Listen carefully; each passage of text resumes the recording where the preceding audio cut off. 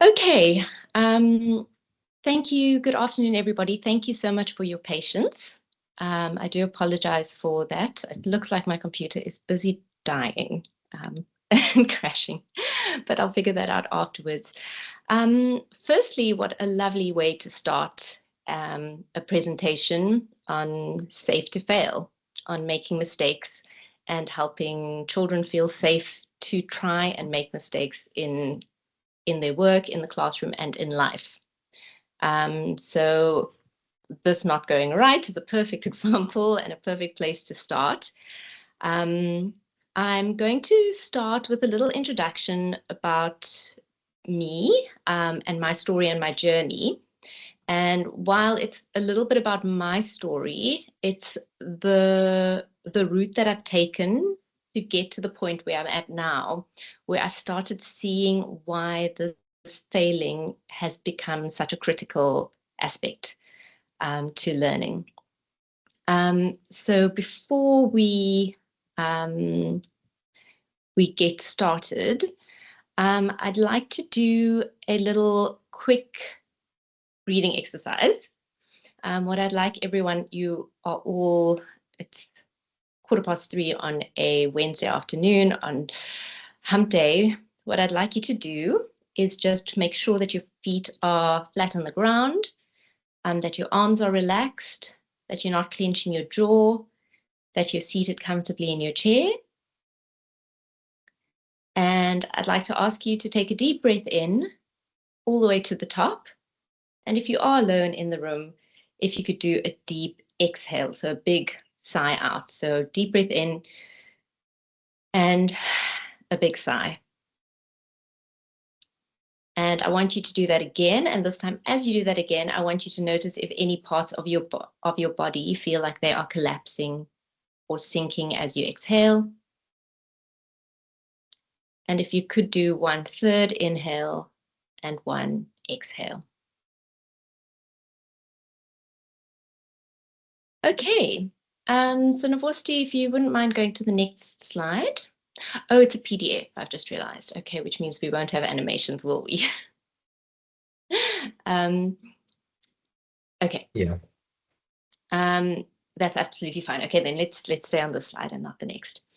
Okay, so my name is Julia Daniels, as I said, and I'm a medical school dropout. And I dropped out of medical school in the middle of my 3rd year. It was quite a big decision I had to make and quite a big step. And that was on the back of having failed my 2nd year at medical school. So my story is that I did quite well at school and managed to get into UCT medical school, which was quite an achievement. And I'd wanted to be a doctor, and I'd done well throughout school, overall, and had lots of leadership positions. And I finally got to university. And when I got there, I was not coping. There was too much to do. I was completely overwhelmed. And as much as it was something that I really wanted, I found myself feeling very intimidated, feeling afraid to try. And as a result of that, I started seeing myself as confident person who'd gotten in and done well, getting smaller and smaller and smaller. And eventually, what that led to was me not showing up as fully, not trying as much as I could, and that led to me failing a course, which led to me failing an entire year, which I had to repeat. After that, I left, and that was quite a difficult thing for me and my family, and I decided to go overseas. If you are in PowerPoint Novosti, we can go to the next one. Fantastic. So if you could just, they pop up one at a time. So yeah. Okay, if you could go to the next one, thanks. Okay, you can stop there, thanks. Okay, so I came back and did a degree, and while I was busy studying, I still found that I was struggling. I came back after medical school and did an English degree, English and philosophy and psychology, but my self-esteem had been so broken down subconsciously by this failure that I had, even though when I went back to medical school, I'd passed my second year. But nevertheless, I continued trying, but I really just couldn't understand, why could I not do this thing? I've clearly been successful. I clearly am intelligent. Why can't I write an English essay, for example? And while I was studying, I started working part-time as a tutor for Teach Me Too. And I'd often get called in to tutor maths or science or English or any subject really from grade 1 up to matric. And what I often found, that it wasn't that these children didn't have potential or capacity, or they couldn't understand. There was nothing wrong with them. They just either had self-esteem issues, or someone told them, you can't do maths, or you're not good at this. And it wasn't actually an inherent failing. It had nothing to do with intellect. It was often this fear that was holding them back. They were too scared to try. So this was quite interesting for me, and I continued my degree, managed to scrape through, do my PGCE, and got my first teaching position at South Peninsula High School. And that was terrifying for me. I was a young teacher, and I had, I think, 53 in my grade 8 classes. And as an English high school teacher, that's what I was. You read children's answers to comprehension tests. And that is like one real glimpse that you get, and you're privileged to get as an English teacher, to see how a child thinks, because they can't study for a comprehension test. And what I started seeing at SP as being an English teacher was that there were all these children who were really bright. They thought really well. It was just so fascinating to see their thinking, and they were doing so poorly in many of their subjects, in English, but even in the other subjects. There was a boy who was 19 in grade 11, and he kept failing. But when I read his writing, it was a different child. And this fascinated me endlessly. So after this, I ended up working with younger children. You can go to the next one, Vosti. And I ended up working for a primary school, completely different environment, an inclusive school, St. Joseph's Marist College. And this was a private school with much smaller classes. And you'd think things would be different. But when I got there, I started seeing the same kind of patterns. There were obviously children who achieve and who don't achieve, but there were a specific subset of children where what they were saying, the way they were answering, the way they were articulating themselves showed like this real intelligence, and that was not reflected in their work. And so what I did, I put together a program and started seeing what was it that was stopping these children from trying and making mistakes. And often, like I said, it was self-esteem issues, which came from something someone said, or a failure that they'd had, or a teacher who said, you can't do this, or put them in this group, etc. So it was something like that. Or it was some skills, which could be emotional regulation. It could have been something like they didn't know how to set goals. They didn't know how to manage their time. It could have been very practical issues. But there were things standing in the way from these children succeeding. So you can continue, Novosti. After that experience, I started putting these things together and developed a workshop where I started teaching children and teenagers these skills. You can go to the next one. But as teachers, we often have imposter syndrome. And I thought, even though I'm seeing this happen on a daily basis, because I've been working with the children in my class on these soft skills, I needed some empirical evidence to back that up. I thought people wouldn't believe me because I'm just a teacher. And what I started seeing over time was that these children needed confidence, and how to build confidence was very, very tricky. So how to build confidence came from undoing a whole lot of messaging that children had heard over time. You can go to the next one, Novosti. After that, or while I was studying, I was really privileged to go and do some research on the Nali Bali workshops, which were in rural Eastern Cape. Not workshops, sorry, the program that was in schools. And completely different context, completely different setting, but seeing the same themes emerges, that there was something about these children who aren't able to try, make mistakes, felt very self-conscious, but when they could, you could see changes start to happen. I think you can go all the way to the end, Novosti, just so it's a little bit easier to flow. I ended up working at the University of Western Cape in Stellenbosch with their B.Ed students. And surprise, surprise, similar things were happening. There was something about people trying something, particularly with student teachers, they'd try something, it wouldn't work, and they'd pull back and revert to what they knew, even if it wasn't working. So that we were trying to put all these new things in place, learning all these progressive pedagogies. You try it doesn't work, and revert. And then I'll rush past this for the sake of time, but after that, I did a coaching course at the Graduate School of Business and started seeing how the questions that we ask people, the way we engage with them, the way we approach them, adults, children alike, can influence how people think. It can influence their mindset. It can influence the decisions they make and how they approach tasks, which was really fascinating. And then I ended up working for a project for the Capitec Foundation.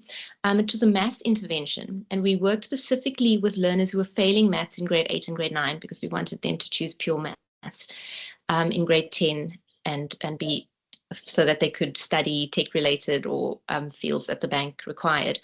But the point of this intervention was specific learning or failing. And these learners were failing maths. They were getting between 35 and 50% for maths.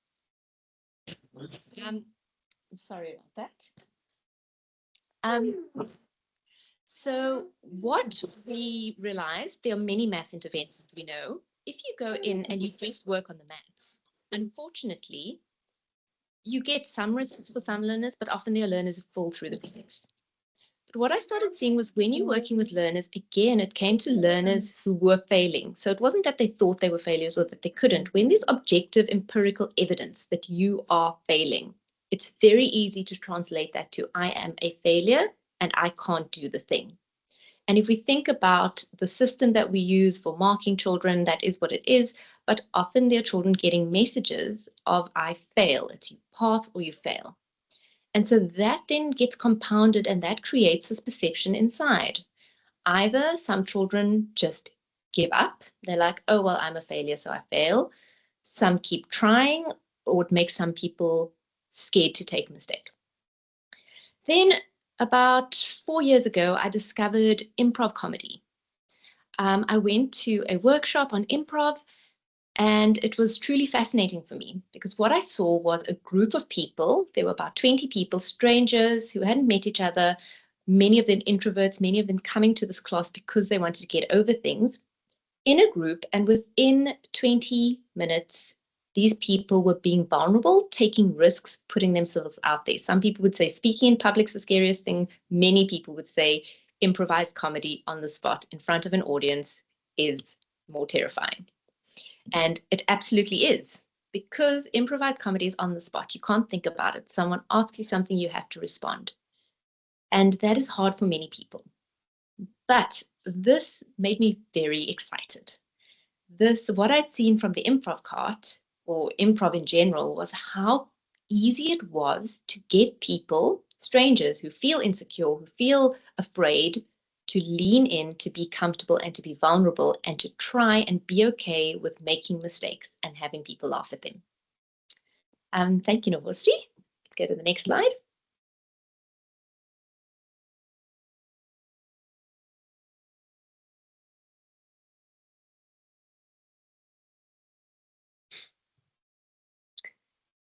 Okay, so what I'm going to do now, and I'm not sure if this is the new presentation or the old presentation. It's the one that you just sent now, the PowerPoint. The new one. Okay, perfect. Okay. So we're going to do just a quick check-in, which I would have liked to do before, but now we're doing it afterwards. But again, I'll come back to how this fits in all of the failure. So if you could go to the next slide, Novosti. I'd like everyone, if you have a pen and paper handy, you can write it down. If you have access to this Google form, that would be great. This is called, we're doing a check-in, and it's called the 3 gas tanks, 3 energy tanks. And often people say, how are you doing? And it's very hard to answer that, because how are you doing? Well, I'm exhausted, but also I'm feeling excited about something, but also someone just said something bad to me. So often it's a mixture and we get those things mixed up. So I'd like you to do a quick scan of yourself. And you're going to rate your energy level or capacity, however you want to describe it, physically, like your body, how is that doing from 1 to 5? 1 being no energy at all, 5 being so much energy you could climb Table Mountain. The brain, mental or cognitive, how switched on, how awake is your brain feeling? How much energy do you have? Do you feel like a little bit of a zombie, or do you feel like you could start working on a problem, engaging with something, join a masterclass? And then emotional, your heart center, how are you feeling? Are you upset, angry, distressed, or meh? So I'm not sure which is easiest for you. You can either scan the QR code, click on the form, it's the same form, or if you don't have access to any of that, on a piece of paper, if you can just write a score for each domain from 1 to 5 and then add up your total. So you should have a score out of 15.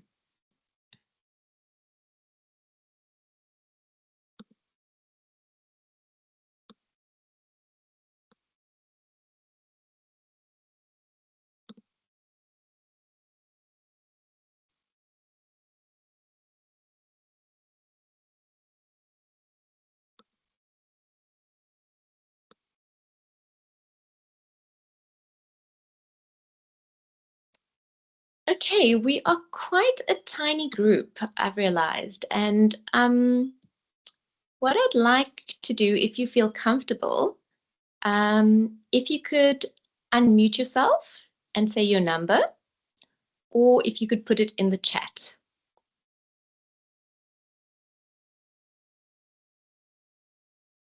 Do you have access? Does everyone have access to the chat?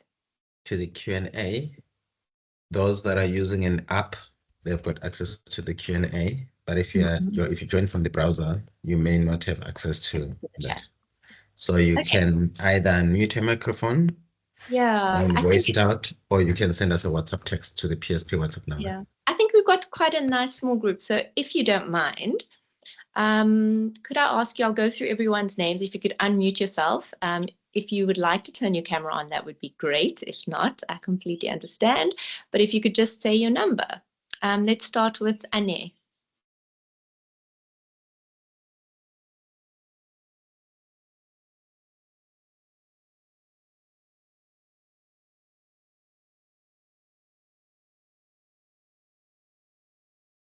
Please feel free to unmute your microphones and share, colleagues. It is a safe space. Faida. It's Faida speaking. Yes. Sorry, I'm actually driving at the moment, so I'm listening more than watching my screen. So please forgive me, but it's phenomenal because I think it's actually very applicable to what I'm going through right now in terms of school and learners and everything else. So my number actually is 9. I think we used to kind of keep going and yeah, but I have one question before I go. Is there any way that we can get a recording of this presentation? Because I'd love to actually present it to my team sometime if it's possible. But yeah, my number's 9. Thank you. Okay, 9. Great, thank you. Faida, I'll just have to check with Novosti how this gets circulated, but also you're happy to I'm happy for you to take my details and yeah, we can also discuss that. I'm not sure, Novosti. All right, I can quickly respond. Please drive safe, colleague. So in terms of the video, I will make a request to our media team to make the edits on this particular video and avail it in due course. It might not be this week or next week, but within the next month, that's possible.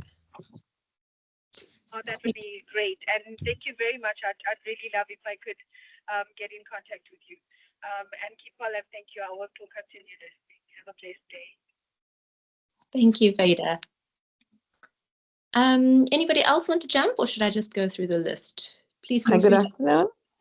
Hi, who's that? It's Arina. Yeah, my number is 9 as well. Okay, great. Thank you.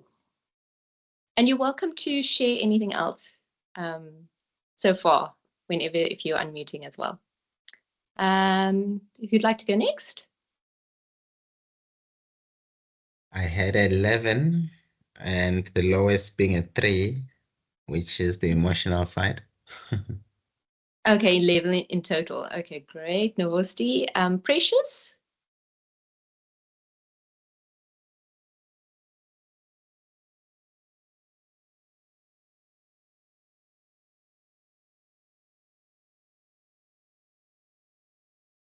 Ghasant or Ghasant?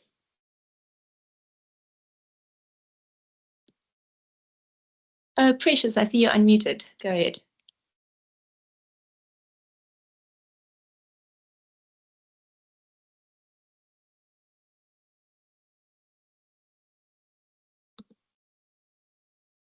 I see you're unmuted, but I'm unable to hear. I'm not sure if it's just me. Maybe her microphone has an issue. I think Julia's device kicked her out again. She'll be back soon in a moment.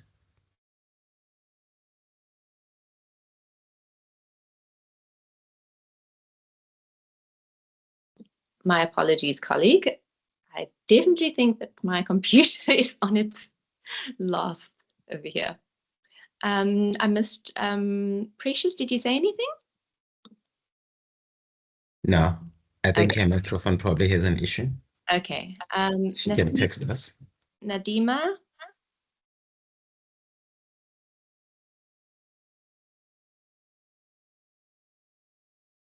Okay.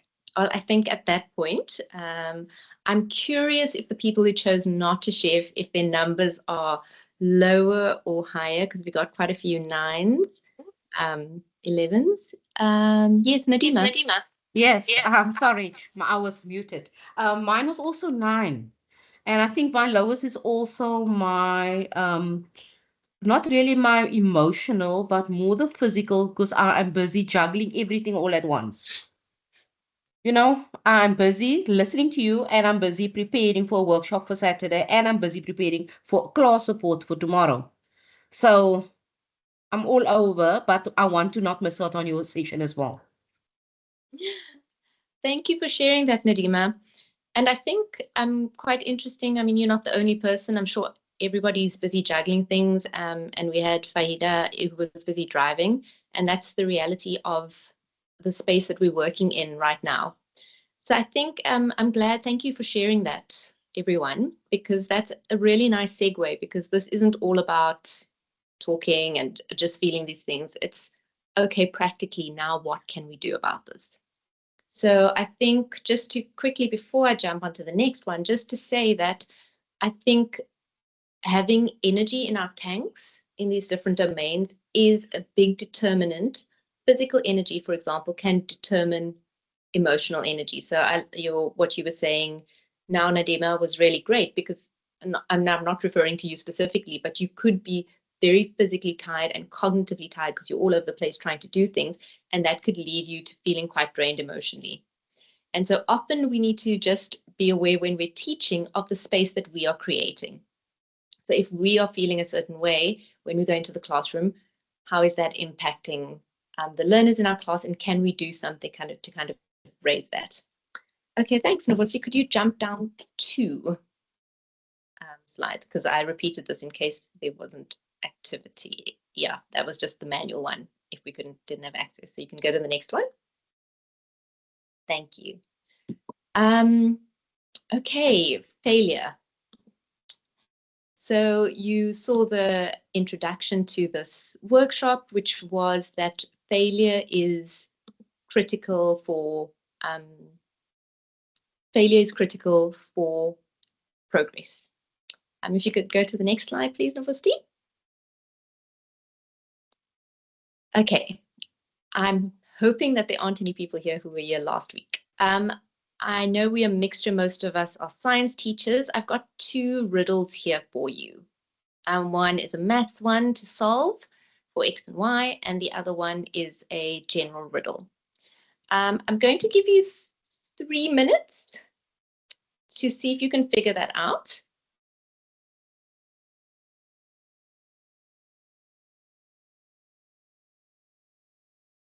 You can choose either one, or you can do both if you'd like.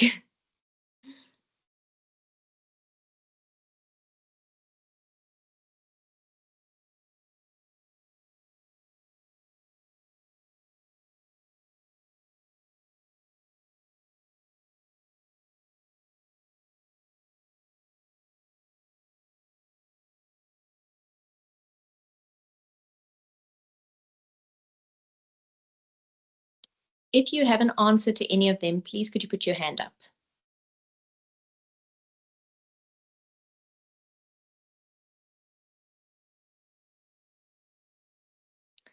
Oh, Novosti, I don't know if it's fair to let you answer. It's not. Let's give it to the colleagues. Precious. You may unmute yourself.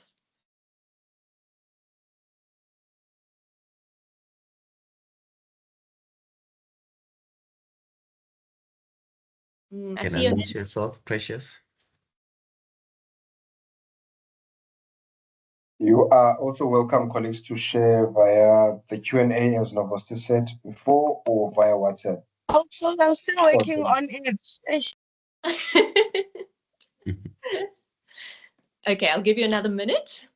Yeah, we've actually got a minute and a half left.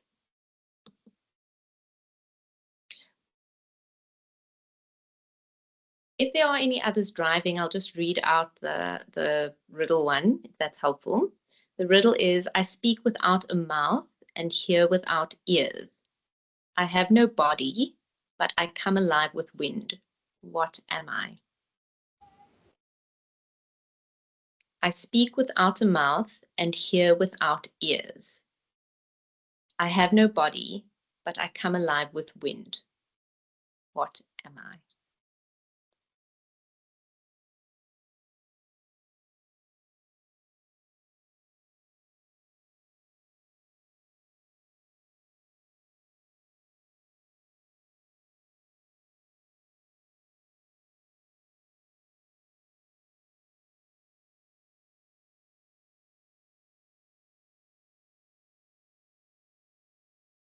Any hands?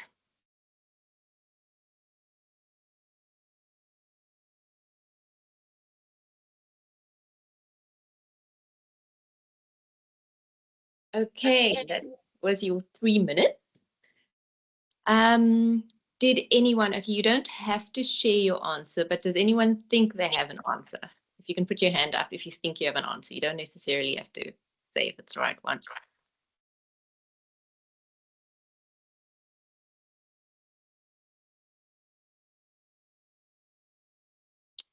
Okay, I don't see any answers. Please raise your hand if you tried to figure it out and struggled and felt a bit frustrated.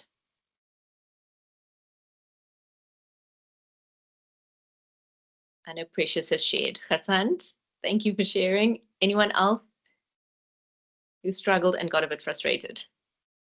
Can I answer? Yes. No, I. Oh, I'm an echo. Well done. And you literally had one now. Thank you, Hassan. Someone else unmuted as well?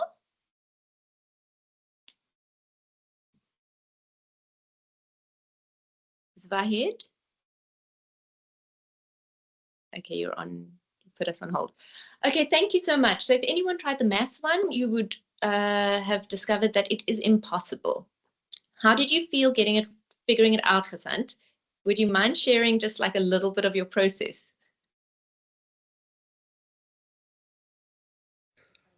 Honestly, I think I've heard this before, but some time ago. So I had to just go through my thought processes. And then it hit me. I was thinking about also saying something in terms of a wind. But then I remembered, no, it's an echo. Okay. And so how did you feel at the end? Like that moment that you got it? I actually felt brilliant. Okay. And I'm sure we can all relate. Novosti, go ahead. No, it's okay. It's fine. Thank you. Okay, thanks. Should I move ahead or should I speak? Which one? You can go. Yeah, you can go ahead. Oh, you can speak. No, speak. No, I don't have any comment for now.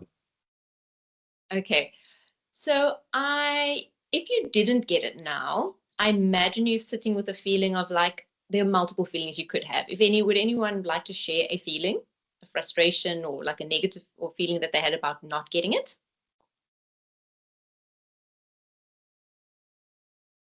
Precious.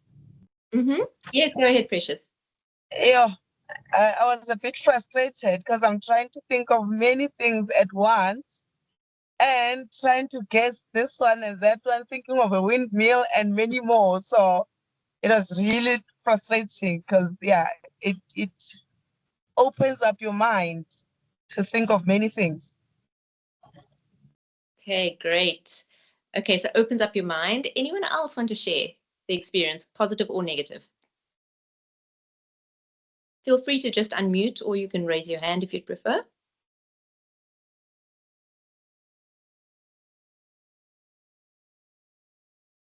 I think for me, when it comes to these x plus y equals 4 thingies, the first thing I see these symbols, and I'm thinking, oh, then I go blank. I go blank and I feel that this is not for me. Okay, thank you so much for sharing. And it's really so valuable to get your perspectives. So that's great. So you've given me, like, we've gone the spectrum. So from Precious here, struggling, getting frustrated, all the way to Hassan getting that, I remember this, I know what this is. And we've all experienced things on that spectrum. Now, I want you to just take a moment and imagine the children in your class. Depending, I mean, you could have 20 in your class, you could have 30, you could have 40, you could have 50. Individual children with different backgrounds, with different histories, with different cognitive capacities. They're all coming into your class. They're sitting down in front of you. You are teaching a single lesson, and your lesson is going to land differently for each learner. For some of them, it's going to be, Hassan, actually, you were like the far spectrum. For some of them, it's going to be like, I don't know what you're talking about. I don't know what this terminology is. I'm so confused. I've never heard of this before. I've never seen this. They're sitting over there. Another child is thinking, wait, this is kind of familiar. Like, I know what that is, etc. And someone else is like, wait, I know what this is. I've heard about this before. I read it somewhere, and suddenly they get it. And so now you're sitting with all of these kind of things, and all of these children know that others, or they're thinking that others know more than they do. So when I asked if anyone wanted to volunteer, we're a small group. We are 14 people in this group. And very few of you chose to suggest an answer or share. There's something in you that makes you choose to, I imagine when you were busy looking at it, you either opting in, you're like, I'm going to really try. I'm struggling, but I'm going to try. And this is all related to resilience and grit, which I'm sure you all know about. But what made you feel like you wanted to try? Does anyone want to share anything, any thoughts on what made you feel like you wanted to attempt these problems I gave you?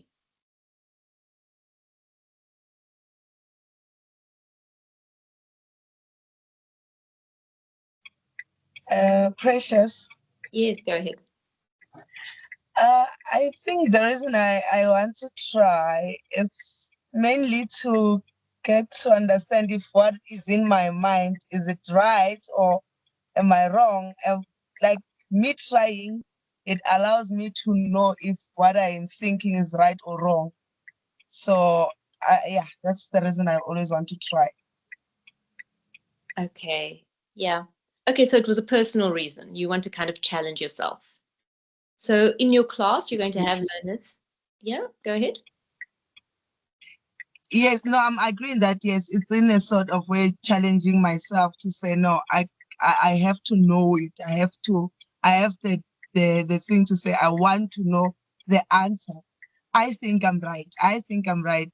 So that's why. Okay, great. So in your class, you're going to have some who want to do it for themselves. You're going to have some who want to try for their teacher. And you're going to have some who don't want to try for their teacher. And you'll have some who want to try for their classmates to impress them. So we all have our own intrinsic reasons for trying and putting ourselves out there in an environment where we are not necessarily proficient. If you could go to the next slide, please, Novosti. Could you go one up? Oh, sorry, one down. Sorry, next one. Yeah, the brain picture one. So just a very quick summary of the nervous system regulation, and often what happens when we are in a space where we are not sure or feeling frustrated or feeling anxious, people are watching us, there's pressure, what if we don't know? We often go from our thinking executive state, the front of our brain, prefrontal lobes. I'm sure you've all heard about that. And we go all the way back to panicking, survival state. And that is all related to back when we used to live in tribes. If we don't get things right, if we aren't accepted, we will be excluded. And then we won't be cared for and we won't be loved. And that meant death. So often what's happening in classrooms is, even though we don't know it, and not just in classrooms, in spaces all the time, when we go from a place of I'm doing something, oh, wait, it's getting harder, wait, I'm struggling, we often move to an emotional state. Oh, I'm feeling frustrated. This is really hard. Oh, no, I can't do it. You can often overthink, spiral out to like, if I can't do this problem, that means I can't do anything, then I'm worthless, etc. And then that triggers something, and eventually you're back to all the way down to survival state.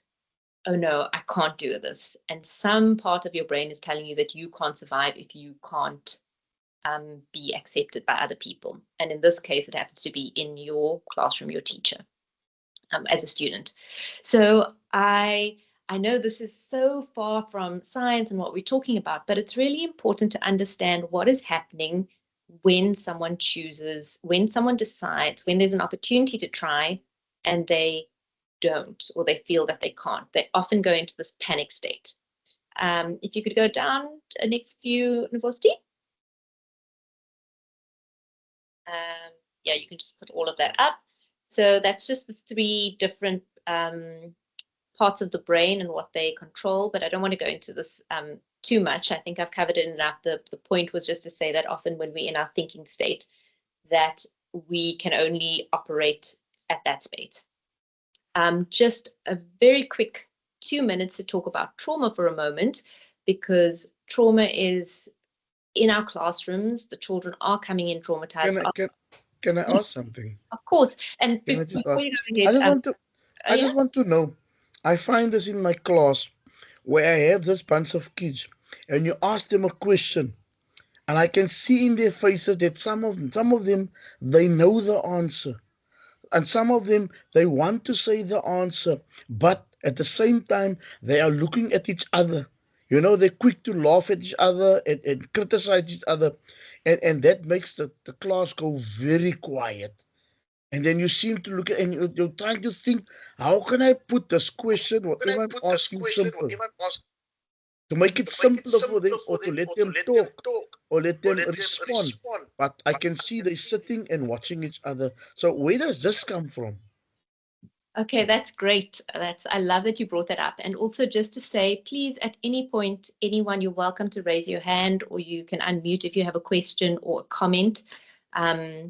This is supposed to be a collaborative space. And I know it's always tricky. People are driving in different spaces. They can't unmute, but please feel free to use this space to share your experiences so that we can discuss and workshop. So absolutely, that is part of, and maybe, yeah, that is part of what I was talking about with the brain. What is happening there? So Cassandra, what I'm going to do, let me just go through the slide and then I'm going to come all the way back to show how it fits into what you've asked, if that's okay. May I kindly interrupt, please? Oh, yes, go ahead. I think it relates or links up to Hassan's question as well. I teach math in grade 7, and my policy in my class is that nobody is going to laugh because there is no wrong answer. Nothing is wrong. If you happen to make a mistake, and that's in inverted commas, that's a learning curve. So we learn from our mistakes. And I'm going to give you an experience of one child who was a very quiet child and a very weak child in all his subjects. I promise you, this child shines out in my class. He scored so well in the June exams as well. And just because I think he gets this opportunity, and I can see that look in his face, he wants to answer. And even if it's answer not totally correct, I kind of direct him towards the right answer. And I've noticed that he's kind of contributes more often, and he's getting things right as well. And he's actually done better in mathematics than all his other subjects. So just a little bit of some good news I can share. Thank you. No, thank you so much for sharing that. Anybody else want to share before I go ahead? No, that is really. So Yes. I just want to add, this is the moment where I'm standing ready with the reward. To let them open up. But still you get that, where they just look at each other and turning their heads.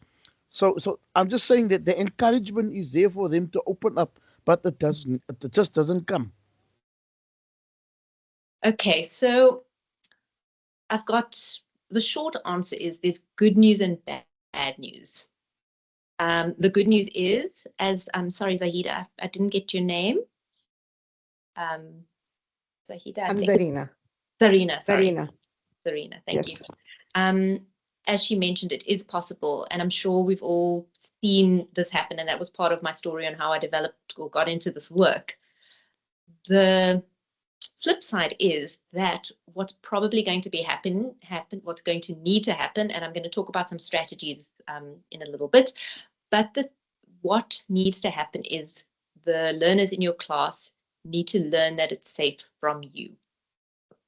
So somehow you need to show them that it is safe to make a mistake, to get things wrong. And there are lots of ways, strategies for that. But the ultimate, what they're going to look, children and teenagers particularly, they don't listen to what you say. If you say it's safe to make a mistake, yes, you can just do it. That doesn't mean anything to them. They're going to watch what you do, how you as an adult act around mistakes. So that's just one aspect. And it's also the environment that we set up. Because you can say, oh, the children aren't going to laugh at you, but that still does happen to them. They don't feel safe. They don't feel emotionally safe. So let's go into emotional safety. Well, let's just quickly go through trauma. And trauma is important because many children in your classes are struggling with trauma for many reasons. And so it's something that we can't actually pretend doesn't exist because it is in our classes. And so just very quickly, what I want to show, if you could just put the next bit up, Novosti. So exposure to abuse or violence or anything that's causing trauma, it develops this hyperactive alarm system in your brain. So that bottom part of your brain that I showed you earlier, that survival mode, it almost overdevelops that, which means that often something that's not a threat becomes perceived as a threat. And this gets children stuck into. So like you said, Hassan, sometimes for some children, and not all of them, that absolute silence is not intentional. Like they want to say something, but their brain has actually got them stuck in this freeze. And when they're in that freeze, they can't go to that front part of their brain, which is the part that is logic and thinking and reasoning, and they can respond to that. So that might be an answer for why some of them are like that. They are feeling under threat. Why are they feeling under threat? Because in a school setting, social acceptance is so important. A teacher accepting me is so important. So what trauma does is it interferes with the brain circuits that also impact emotions. If you could go to the next one, please, Novosti. So a constant sense of danger or helplessness means that these learners are secreting more stress hormones as well. So them sitting in the class, they're already more stressed out, and now there's a stressful incident that often can escalate. If you go to the next one. So what do we do as the adults working with these children? Only by making it safe for them to tolerate feeling what they feel and knowing what they know can change things. So there's a whole lot of therapy, and we're not therapists, and we aren't expected to be. But the critical thing is that I want to point out is that we need to make them feel safe, and that means not under threat. So if you could go to the next slide, please. Okay, so the next part I'm going to go into is a little bit on trial and error, but I don't want to move too far away from these learners who aren't saying anything and who got stuck in fight or flight, because I think it is really important. So I think one of the things that some of the strategies that I thought about as we were going along is for you, Hassan, specifically, is to kind of, if that is something that's happening regularly, is to go and speak to the learners themselves and to just think about what is it in this classroom that makes them feel like they can make a mistake. What happens when other children make mistakes? Are they scared the same thing's going to happen? How do I respond? Is there a way? What we see so often is when a student puts up their hand. I've recently been doing teaching prac evaluations, and lots of the student teachers, when a student puts up their hand and they don't get something right, they either say no, or they don't respond. They just go to the next child to get the answer, or they say, no, that's wrong, it's not that, and move on. And that kind of response is a way of showing a child, if I try and it's not right, I don't get acknowledged, or it's not worth it. So we need to start setting up spaces in our classrooms where children feel any attempt is valued. We are valuing the process. We're valuing them trying. And that means that whenever a student volunteers any information, even if it's wildly off topic, can we find a way? And I mean, what I'm saying might be like a very simple thing, but I'm just using it to illustrate. If they give you an incorrect answer, can you find a way of using scaffolding questions to kind of bring it back, dial it up, get them on the right track, so that they feel every time they've contributed, there is a positive outcome? And it doesn't have to be like getting the right answers, but that also comes with lowering the stakes of the right answer. Because if we are praising the right answer and rewarding rightness all the time, what about everything that isn't quite right, or is a little bit right, or is wrong? So it's about rethinking the way we value success and failure. And that also comes from us internally for ourselves. Like, how much pressure do we put on ourselves to get everything right? But I think just something to think about, an overarching thing, is how do I, as a teacher, respond to someone getting something right, someone getting good marks, versus the opposite? And can I respond in a slightly different way, so that we bring that, if this is the spectrum from wrong is over here and right is over here, and there are answers in between, can we start bringing the response down to there? So yes, it's great if you get something right, but yes, it's also great if you try. Okay, if you could, or any questions before I move on? No. Okay, but feel free to put up your hand at any point. Okay, so there was some really interesting research done, which was a combination of looking at a lot of research. And the title of the paper was Learning from Errors and Failure in Educational Contexts, New Insights and Future Directions for Research and Practice. I'm sorry, Novosti, this is going to be a pain as well. It's going to be one animation at a time. Thanks.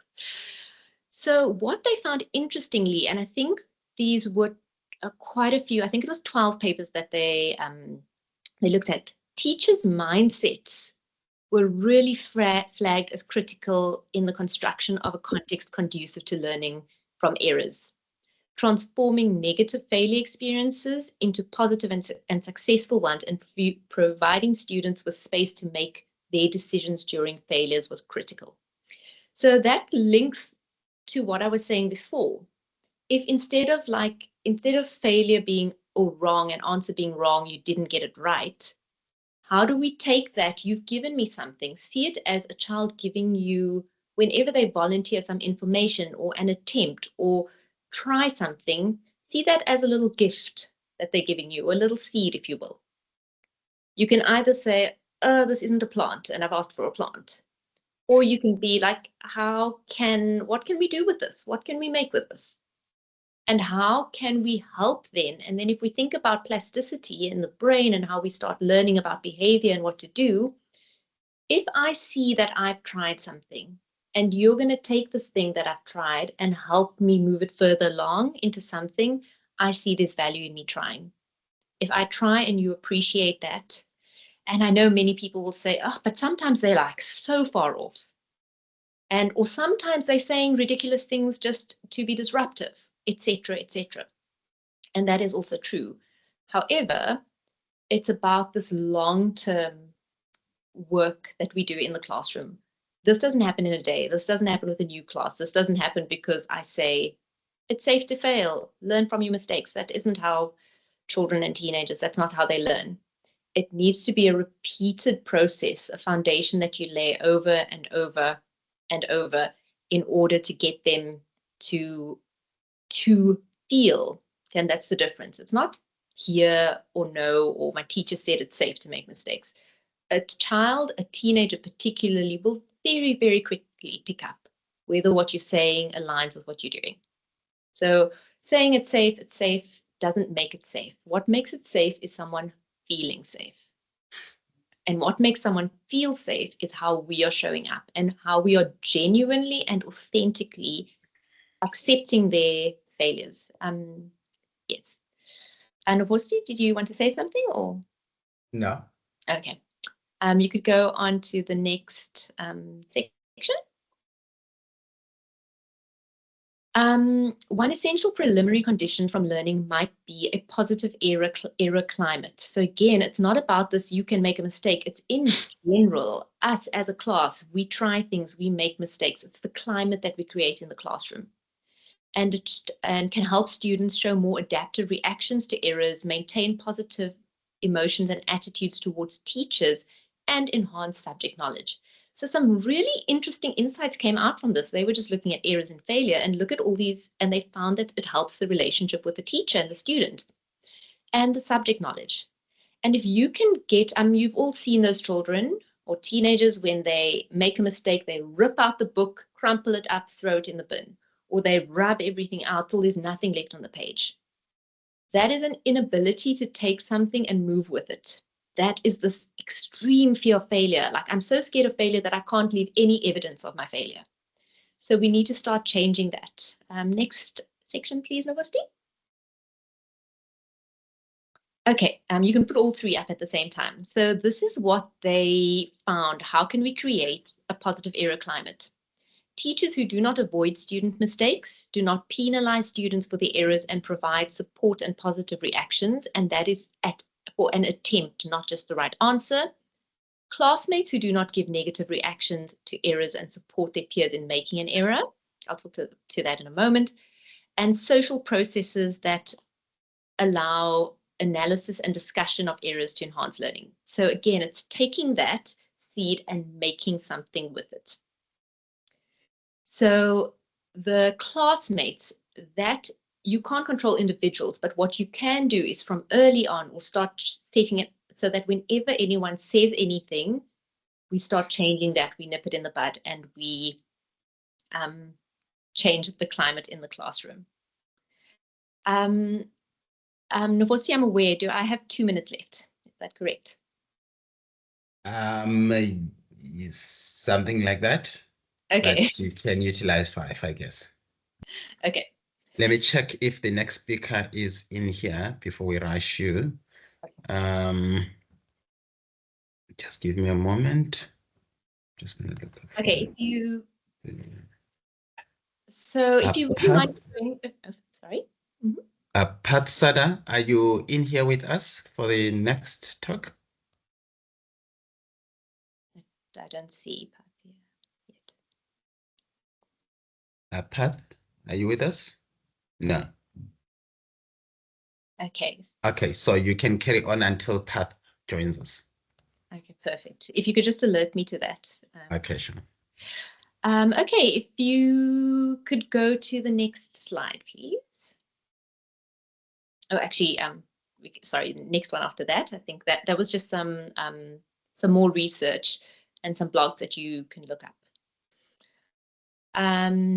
Could you go one more, please, Novosti? Right. So coming back to failing, making mistakes, we all know, well, actually, it isn't common knowledge. Some of us, it's obvious, but sometimes we don't realize it. We somehow seem to think or want or desire that when we learn something, we should know it immediately and we should master it immediately. And I'm sure you've all learned or done a lot of work on resilience and grit and the work of Carol Dweck, where we know it's important to struggle, but we might know that intellectually, but at the same time, we still have this desire. Nobody wants to struggle. Struggling is hard. And it's not just that it feels hard, it actually is uses a lot of brain capacity. It takes energy. Your brain is very busy and it gets very tired. And that's because when you're doing something new that you're not proficient at, you are building new neural pathways.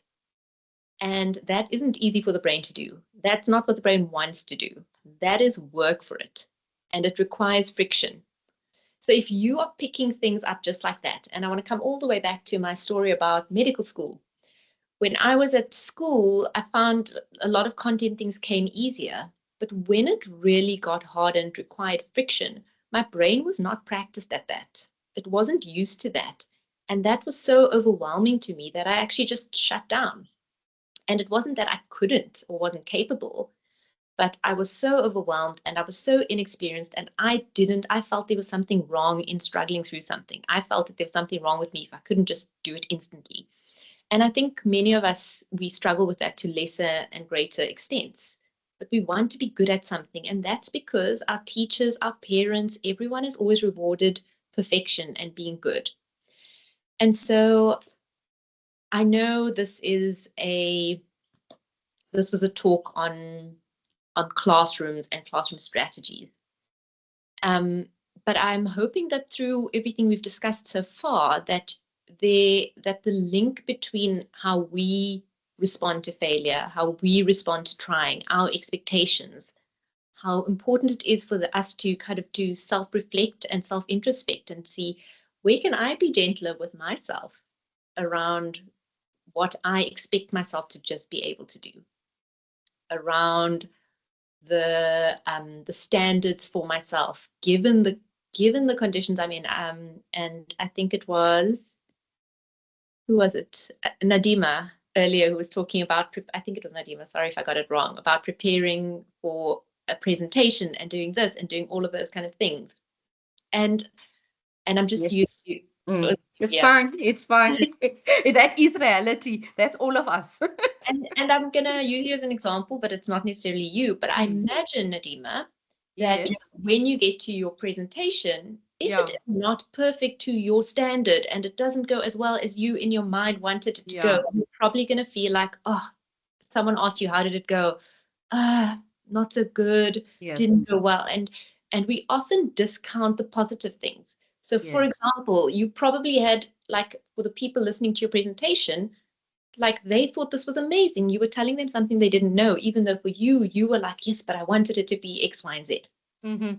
And we do that to ourselves all the time. And I think it's the changes in the classroom, changes with that we want in the learners in our classroom comes with us modeling those changes to them. And us saying, it's okay, this didn't go as well. And I think as teachers, we feel this pressure to be perfect all the time. And that's made up. We worry that if learners see that we're not perfect, they won't respect us or they won't listen to us, etc. But actually, and that's because it's scary, it's taking a risk. But actually what happens is when learners, particularly teenagers, they are so sensitive to this, when they see authenticity and people owning things and taking accountability and saying, yes, that didn't go well, or I didn't actually know that, but now I'm going to find it out, they respect us more. It's counterintuitive and it goes against what we've been doing for years and years and years in education and in parenting. Yeah. And people would say things are working, but we look around us, are things working? Are children respecting us? So I encourage everyone to think about where can you let yourself struggle? Where can you take the pressure off yourself to get it all right all the time? Where can you own that I'm a human being? Struggle is part of learning to get better at something.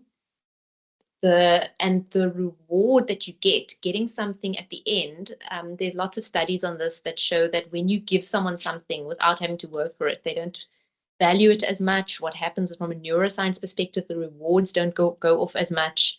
That it's struggle is needed, even though in the moment it doesn't feel it. You get more reward, you get more dopamine, you get more of the feel good feelings if you had to work towards something. I think we sometimes very hard on ourselves.